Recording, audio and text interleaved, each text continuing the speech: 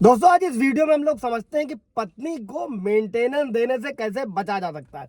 किसी भी matrimonial dispute में अगर पत्नी मायके जाकर बैठ गई है या किसी और के साथ रह रही है, मेरे साथ है, उस पर हाई कोर्ट का जजमेंट क्या कहता है दोस्तों, और सीआरपीसी 125 की धारा क्या कहती है। दोस्तों जय हिंद, नमस्कार, मैं एडवोकेट आशीष मिश्रा।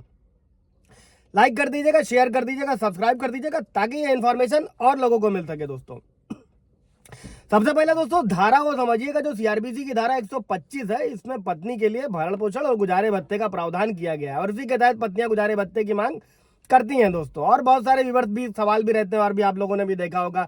498 है, झूठे मुकदमे लगा दिए, सीआरपीसी 125 भी लगा दिया। जहां पर वाजिब है वहां की बात नहीं की जा रही है इस वीडियो में दोस्तों। और सीआरपीसी की धारा जो 125 है, इसके तहत गुजारे भत्ते का पूरा ब्यौरा पेश किया जाता है दोस्तों। किन परिस्थितियों में गुजारा भत्ता मिलेगा और किन परिस्थितियों में गुजारा भत्ता नहीं मिलेगा दोस्तों, ये सभी प्रावधान इस धारा के अंतर्गत व्यवस्था करी गई है दोस्तों। और सीआरपीसी जो 125 है, उसका सबसेक्शन 4 दोस्तों ये व्यवस्था करता है कि पत्नी गुजारा भत्ता लेने का अधिकार कब नहीं रखती है दोस्तों। 125 का सेक्शन जो 4 है दोस्तों, कब पत्नी को अंतरिम भरण पोषण देने से इनकार किया जा सकता है। और कोई पत्नी अपने पति से इस धारा के तहत दोस्तों भरण पोषण या अंतरिम भरण पोषण के खर्चे का जो हकदार है वो नहीं होगी दोस्तों, या फिर किसी और पुरुष के साथ रह रही है, या फिर बिना किसी वाजिब कारण के पति के साथ रहने से इनकार करते, या फिर पारस्परिक सहमति से अलग रह रही दोस्तों। ऐसी सभी स्थितियों में भरण पोषण यानी कि मेंटेनेंस देने से इनकार किया जा सकता है पति द्वारा, और उस पर हाईकोर्ट का जजमेंट है, अभी हम लोग उसे समझते हैं दोस्तों।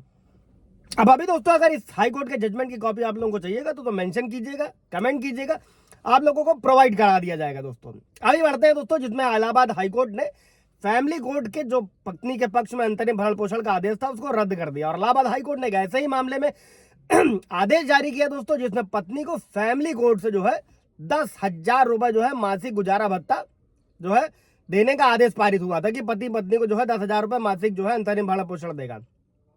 और पत्नी ने फैमिली कोर्ट में यह मुकदमा दायर किया था, जो अमूमन होता है दोस्तों, आप सब लोग बेहतर समझते होंगे, इन चीजों को सामने से फेस कर रहे हो।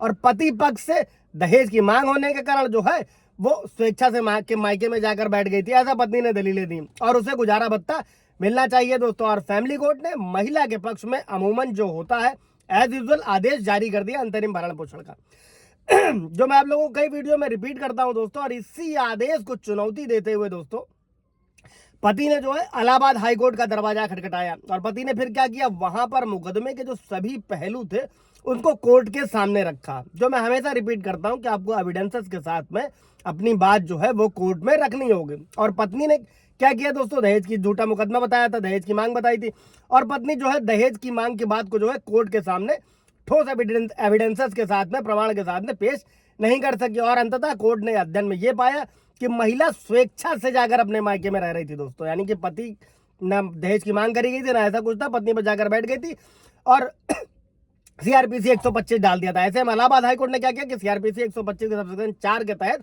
वो गुजारा भत्ता पाने की हकदार नहीं है। और महिला बिना किसी वाजिब कारण के अगर स्वेच्छा से मायके में रह रही, इस पर पति को राहत दी हाईकोर्ट ने। और फैमिली कोर्ट द्वारा जो जारी आदेश था गुजारे भत्ते का, उसको रोकने का आदेश पारित किया दोस्तों। तो समझिएगा, अगर आपको अपने केस में यूज करना है सीआरपीसी धारा 125 का सबसेक्शन 4 आप यूज कर सकते हैं। ऐसी कोई भी पत्नी जो खुद अपनी मर्जी से जाकर मायके में रह रही है या अलग रह रही है, या फिर उसके पास कोई भी ऐसा पर्याप्त कारण नहीं है जिससे वो कोर्ट में बता सके कि वो पति से क्यों अलग रह रही है, ऐसी स्थिति में पति से भरण पोषण खर्चे का हकदार पत्नी नहीं होगी। और इस फैसले इस धारा के अंतर्गत जो है, जो कई सारे मिसाल भी बने दोस्तों, कई सारे जजमेंट है जिनका संदर्भ आप अपने केस में ले सकते हैं, अपने केस में लगा सकते हैं दोस्तों। कोई सवाल जवाब होगा तो पूछेगा। Thank you.